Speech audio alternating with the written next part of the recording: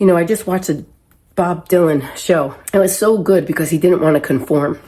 But like we're all about conforming, right? Because we want to be liked. We want to, he didn't want to be liked, actually. He wanted his records to sell, but he really didn't want to be in the public eye in that way, like ego. And he didn't want to think for other people, but he just knows that his songs reached people, right? They reached people that went through normal things like you and I, right? It was like the government, the things that were going on in the government. And that's like here today, right? There's so many things that people sing about, but back then they didn't really do that. So he started that to be able to share feelings and emotions in a song. Other people resonate with that. So it's just very interesting because I thought, I wrote a 55 video course and I think like, why did I do it? I did it to set people free. I know that I went through such emotional struggle. I literally felt like I'd be on a roller coaster ride all the time for many, many years. And I would say El Toro, was pretty much my ride because I just went super high up, super high down, super left, super right, like always extreme in emotions.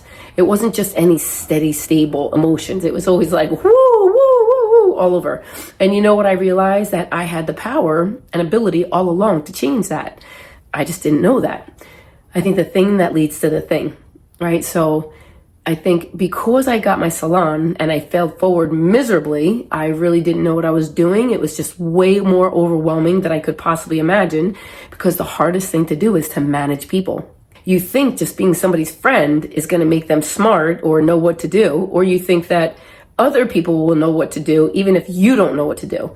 Because I didn't know what to do and I didn't know how to manage people and I didn't know how to guide, coach, or lead them until I got stronger. Right? I had to get leaded, guided, and coached first. So I'm going to tell you that it was so awesome because I didn't realize when I learned to lead myself and learn how to really go within so I didn't go without. That's a Carl Jung quote, which I learned so much about Carl Jung because I needed to understand psychology.